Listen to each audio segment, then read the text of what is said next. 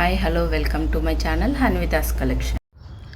ఈరోజు ఈ వీడియోలో నేను మీకు సింపుల్గా రాఖీ ఇంట్లోనే ఎలా తయారు చేసుకోవాలో చూపిస్తాను. ఈ డిజైన్ కోసము నేను 4mm రౌండ్ కుందన్స్, అలాగే 6K I shape pink colour and drop green colour తీసుకున్నాను. ఈ డిజైన్ అయితే చాలా బాగుంది. OHP షీట్ మీద ముందు 4mm రౌండ్ కుందన్ స్టిక్ చేసుకొని దానికి ఫ్లవర్ డిజైన్ లాగా 6K ఐ షేప్ కుందన్స్ని స్టిక్ చేసుకోవాలి. ఇలా పింక్ ఫ్లవర్ లాగా వస్తుంది. ఐ షేప్ కుందన్స్ అన్నిటిని కరెక్ట్గా ఫ్లవర్ డిజైన్ వచ్చేలాగా అడ్జస్ట్ చేసుకోవాలి. మళ్ళీ గ్లూ అప్లై చేసి 4mm రౌండ్ కుందన్స్ని స్టిక్ చేయాలి.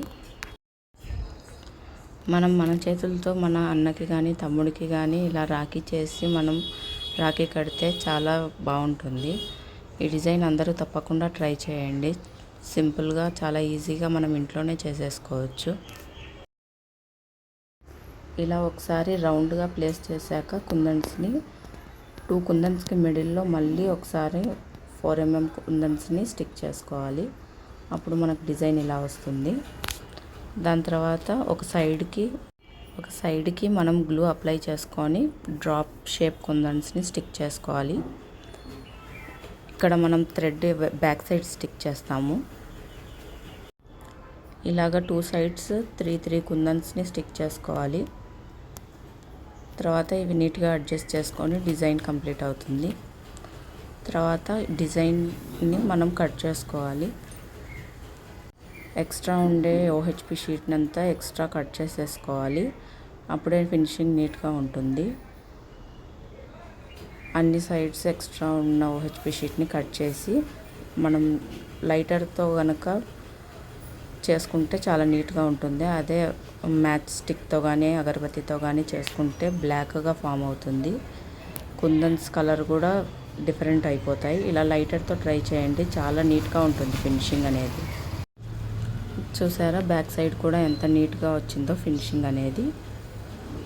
తర్వాత థ్రెడ్కి గ్లూ అప్లై చేసుకోవాలి. షార్ప్ టర్న్ చేసుకుంటే కనుక మనకి ఈజీగా ఎక్కుతాయి కుందన్స్ అనేవి. ఎటువంటి ఇబ్బంది లేకుండా మనం స్పీడ్గా ఎక్కించేసుకోవచ్చు. ఈ డిజైన్లో మధ్యలో ఉండే డిజైనే హెవీగా ఉంది కాబట్టి సైడ్కి నేను సింపుల్గా ఒక గోల్డ్ బీడ్, అలాగే ఒక పెరల్ బీడ్ ఎక్కించాను. తర్వాత ఒక గోల్డ్ బీడ్ ఎక్కించాను. అలాగే ఇంకొక సైడ్ కూడా మనం అలాగే ఎక్కించుకోవాలి. చాలామంది వీడియోస్ చూస్తున్నారు కానీ లైక్ చేయడం లేదు. మీరు లైక్ చేస్తే ఈ వీడియో అనేది ఇంకా కొంతమందికి రీచ్ అవుతుంది. తర్వాత మనము అవి అడ్జస్ట్ చేసుకొని నీట్గా మధ్యలోకి వచ్చేలాగా చూసుకోవాలి. మనం చేసుకున్న డిజైన్ అనేది ఇక్కడ మధ్యలో ఫిట్ అవ్వాలి. అలా లెంత్ చూసుకొని మనం థ్రెడ్స్ గమ్ అప్లై చేసిన దగ్గర అలాగే ఇంకొక సైడ్ కట్ చేసుకొని నీట్గా స్టిక్ చేసుకోవాలి. మామూలుగా దొరికే ఫ్యాబ్రిక్ గ్లూ అయినా కానీ మనం యూజ్ చేయొచ్చు. కానీ B7000 గమ్ అయితే చాలా స్ట్రాంగ్గా స్టిక్ అయి ఉంటుంది థ్రెడ్ అనేది. ఇలాగే అయినా ఉంచేసుకోవచ్చు, లేదంటే మనకు ఒక వైట్ పేపర్ కానీ లేదంటే క్యాన్వాస్ లేదా వ్యాక్స్ షీట్ అయినా కానీ మనం స్టిక్ చేసుకోవచ్చు. అయితే ఇంకా బాగుంటుంది. అది మనం గమ్ అప్లై చేసుకొని వెనకాల థ్రెడ్స్ కనిపించకుండా మనం స్టిక్ చేసేసుకుంటే బాగుంటుంది. ఎంతో simple and easy design complete అవుతుంది. బీడ్స్ బయటికి వచ్చేయకుండా 2 వైపులా మనం ఇలా థ్రెడ్ని ముడి వేసుకోవాలి. అంతే, ఎంతో సింపుల్గా బాగుండే డిజైన్ రెడీ అయిపోతుంది.